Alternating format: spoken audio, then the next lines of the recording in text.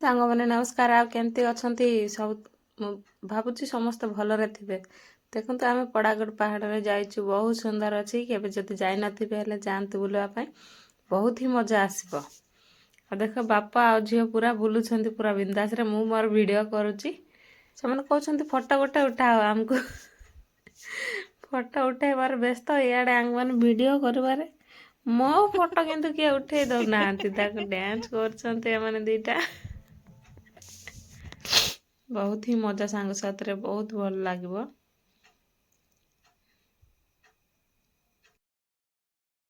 ବୁଲି ସାରିଲା ପରେ ତ ଭୋକ ଲାଗୁଥିଲାରୁ ଆମେ ଖାଇବା ପାଇଁ ପଳେଇଲୁ, ମାନେ ହୋଟେଲରୁ ଆଣିଥିଲୁ। ଦେଖନ୍ତୁ କେମିତି ଲେଗ୍ ପିସ୍ ଖାଉଛି ମୋ ଝିଅ। ତାପରେ କହୁଛୁ ବହୁତ ଭଲ ହେଇଛି ମାମା। ତାପରେ ସେଟା ଆମେ ସାରିଲା ପରେ ତାପରେ ଫଟୋ ଉଠାଇବା ପାଇଁ ଗଲୁ। ଆଉ ତାପରେ ଫଟୋ ଗୋଟେ ଲେଖା ଉଠାଇଦେଲୁ। ତାପରେ ଦେଖନ୍ତୁ ସାଙ୍ଗମାନେ, ମୁଁ ମୋର ରିଲ୍ସ ମାନେ ଭିଡ଼ିଓ କରୁଛି। ପାହାଡ଼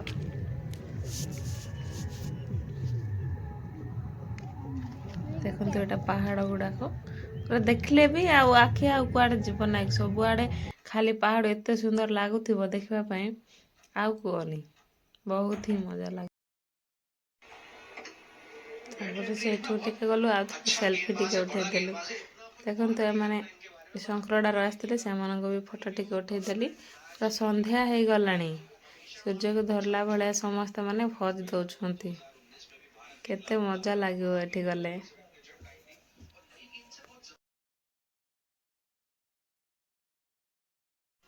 ତାପରେ ସେଇଠୁ ଭିଡ଼ିଓ କରି ସାରିଲା ପରେ ଆମେ ମାନେ ସନ୍ଧ୍ୟା ହେଇଯାଉଥିଲାରୁ ପୁରା ଘରକୁ ଆସିବା ପାଇଁ ସମସ୍ତେ ବ୍ୟସ୍ତ ହେଇକି କିଏ କାହାର ଫଟୋ ଉଠାଉଛନ୍ତି, କିଏ କାହାର ମାନେ ଡ୍ୟାନ୍ସ କରୁଛନ୍ତି। ଏମିତି ଭଳିଆ ସମସ୍ତେ ପୁରା ଓହ୍ଲାଇବା ପାଇଁ ବ୍ୟସ୍ତ ହେଇଯାଇଥିଲୁ। ତାପରେ ଏଠି ସମସ୍ତେ ଆମେ ସବୁ ଓହ୍ଲାଉଛୁ, ବହୁତ ହି ମଜା ଲାଗେ।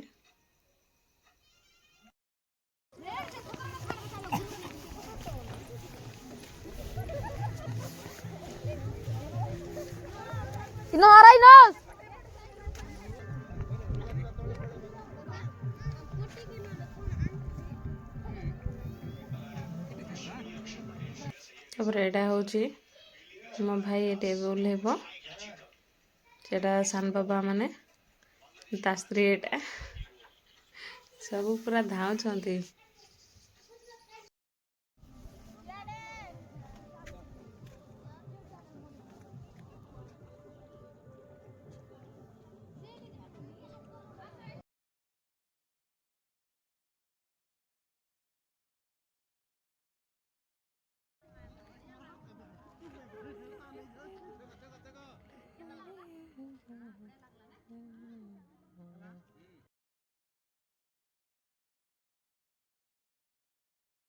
ଆଉ ସାଙ୍ଗମାନେ ଯଦି ଭିଡ଼ିଓ ଯଦି ଦେଖିଥିବେ ବୋଲେ ଲାଇକ୍ କରିକି, ସେୟାର କରିକି, କମେଣ୍ଟରେ ନିହାତି ଜଣାଇବେ, ମାନେ କେଉଁଠୁ ଦେଖୁଛନ୍ତି, କେଉଁ ଗାଁରେ ଦେଖୁଛନ୍ତି, ମୋତେ ଜଣାଇଲେ ଟିକେ ମୋତେ ବହୁତ ଖୁସି ଲାଗିବ।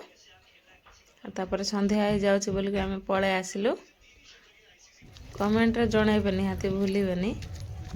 ତାପରେ ମାନେ ରୋଷେଇ କରିକି ଆଣିଥିଲେ, ସେଟା ଖାଇବା ପାଇଁ ପଳେଇଲୁ। ପୁରା ଅନ୍ଧାର ହେଇଗଲା, ଆଉ ମୁଁ ଭିଡ଼ିଓ କରିପାରିଲିନି। ତ ଆଜି ପାଇଁ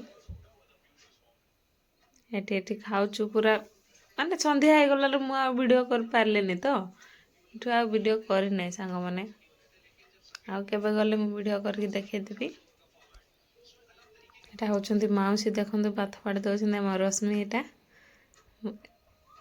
ସମସ୍ତେ ମାନେ ଚିଲ୍ଲର ପାର୍ଟି ମାନେ ସବୁ ବସି ପଡ଼ିଲେଣି ଖାଇବା ପାଇଁ।